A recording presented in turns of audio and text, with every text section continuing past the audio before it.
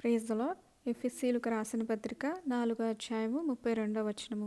ఒకని ఎడల ఒకడు దయగలిగి కరుణాహృదయులై క్రీస్తునందు దేవుడు మిమ్మల్ని క్షమించిన ప్రకారము మీరును ఒకరినొకరు క్షమించుడి. దేవుడి వాక్యం ఏం సెలవిస్తుందంటే, దేవుడు ఏ విధంగా మనల్ని క్షమించారో మనము కూడా ఒకరినొకరు క్షమించుకోవాలి. మనుషుల అపరాధము మీరు క్షమిస్తే కనుక పరలోకపు తండ్రి కూడా మీ అపరాధములు క్షమిస్తారు. ఒకవేళ మీరు మనుషుల అపరాధము క్షమించకపోతే మీ తండ్రి కూడా మీ అపరాధములు క్షమించరు. అంతరంగమున పగ ఉంచుకుంటే అబద్ధికుడండి. ఒకవేళ మనల్ని ఎవరైనా గాయపరిచినా ఆ ద్వేషము, ఆ పగ మనము అంతరంగంలో ఉంచుకోవద్దు. దేవుడు ఏ విధంగా మనల్ని క్షమించారో, మన పాపంలో తుడిచిపెట్టేశారో మనము కూడా క్షమించాలంట, తుడిచిపెట్టాలి. ఒకవేళ మనం క్షమించలేకపోతున్నామేమో, వారు చేసిన గాయాన్ని మర్చిపోలేకపోతున్నామేమో, దేవుని అడగాలి. దేవా, నేను మర్చిపోవాలి, వారిని నేను క్షమిస్తున్నాను అని మనం దేవుణ్ణి అడగాలి. మనం క్షమించకపోతే దేవుడు కూడా మనల్ని క్షమించరు. అంతరంగమున పగ ఉంచుకుంటే అబద్ధికులమంట. ఆ పగ అనేది తీసివేయాలి. ఎవరైతే తన సహోదరుని ద్వేషిస్తారో వారు నరహంతకులంట.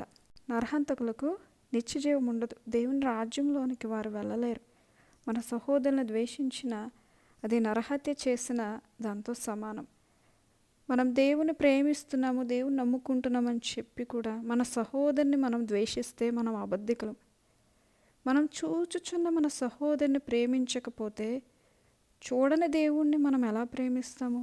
దేవుణ్ణి ప్రేమించువాడు తన సహోదరుని కూడా ప్రేమించవలనని ఆజ్ఞ మనము పొంది ఉన్నాం. మీ శత్రువులను ప్రేమించమని దేవుని వాక్యం చెప్తుంది. మిమ్మల్ని ద్వేషించే వారికి కూడా మీరు మేలు చేయండి. మిమ్మల్ని శపించిన వారిని కూడా మీరు దీవించండి. మిమ్మల్ని బాధించే వారి కొరకు ప్రార్థించండి.